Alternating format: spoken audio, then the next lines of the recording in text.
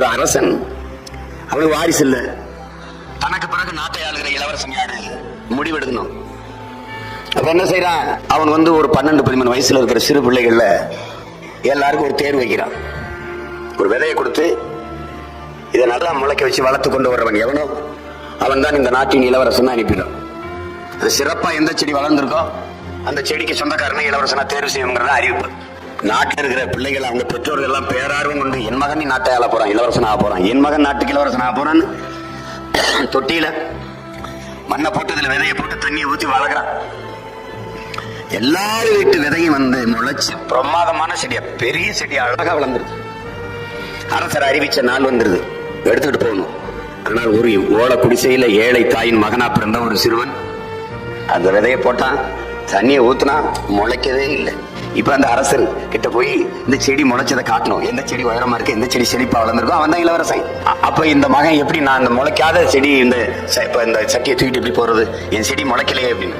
நீ போ அரசர்கிட்ட போய் சொல்லு, நான் விதை போட்டேன், நீங்க கொடுத்த விதையை போட்டேன், அதுக்கு உரம் வைத்தேன், அதுக்கு தண்ணி ஊற்றினேன், நன்றாகத்தான் பராமரித்தேன், ஆனா முளைக்கலைங்கிற உண்மையை சொல்லிட்டு வை போ அப்படின்னா அம்மா சொல்றதுக்காக அந்த முளைக்காத அந்த சட்டியை தூக்கிட்டு போறான். எல்லாரும் வரிசையில நின்று காட்டுறாங்க. பாக்குறவங்க பார்வையாளர்கள், இந்த செடி அருமையா இருக்கு, நல்லா வளர்ந்துருக்கு, இவன் தான் இளவரசனாவான், இல்ல இவன் தான் இளவரசனாவான், இவன் செடி நல்லா வளர்ந்துருக்கு, இவன் தான் இளவரசனாவான்னு தேடிட்டு இருந்தான். எல்லாம் பேசிட்டு இருக்கான். மன்னர் ஒவ்வொரு செடியா பார்த்துட்டு, இங்கிட்டு போங்க, இங்கிட்டு போங்க, இங்கிட்டு போங்கன்னு சொல்றாரு.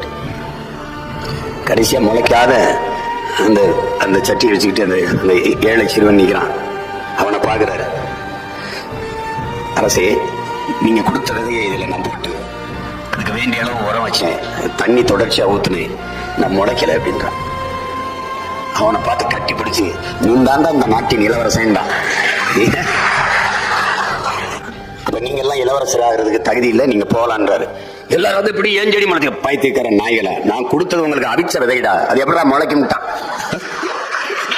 ஒரு ராஜா தனக்கு பக்கபலமா இருக்கிறதுக்காக, கூட துணையா இருக்கிறதுக்காக ஒரு தளபதியை தேடுறாரு.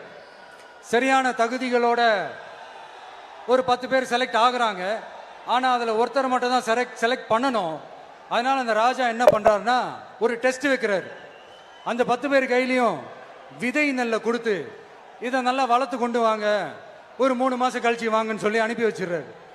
3 மாசம் கழிச்சு வரும்போது அதுல ஒருத்தர் ஆள் உயரத்துக்கு வளர்த்திருந்தாரு, ஒருத்தர் தோல் உயரத்துக்கு வளர்த்திருந்தாரு. அதுல ஒரு 9 பேரும் நல்லா வளர்த்து கொண்டு வந்திருந்தாங்க. ஒருத்தர் மட்டும் வெறும் தொட்டியோடவே வந்தாரு. என்னன்னு கேட்டதுக்கு, நானும் தண்ணி ஊத்தி ஊத்தி பாக்குறேன், உரம் வச்சு வச்சு பாக்குறேன், வளரவே மாட்டேங்குது ராஜா, என்ன பண்றதுன்னு தெரியலன்னு சொன்னதுக்கு ராஜா அவரை கட்டி அணைச்சிக்கிட்டு, இனிமே நீதான் என்னுடைய தளபதி, எல்லா அதிகாரமும் உனக்கு தான் சொன்னாரு. ஏன்னா அந்த 10 பேர் கையிலையும் ராஜா கொடுத்தது அவித்த விதை நெல், அது முளைக்கவே முளைக்காது. அந்த 9 திருட்டு பயலும் என்ன பண்ணிருக்காங்கன்னா, வேற விதை நெல்லை வாங்கி அதை வளர்த்துட்டு ராஜாவையும் மக்களையும் ஏமாத்திருக்கிறாங்க. ஆனா இவர் மட்டும் உண்மையை போட்டு உடைச்சிட்டார்.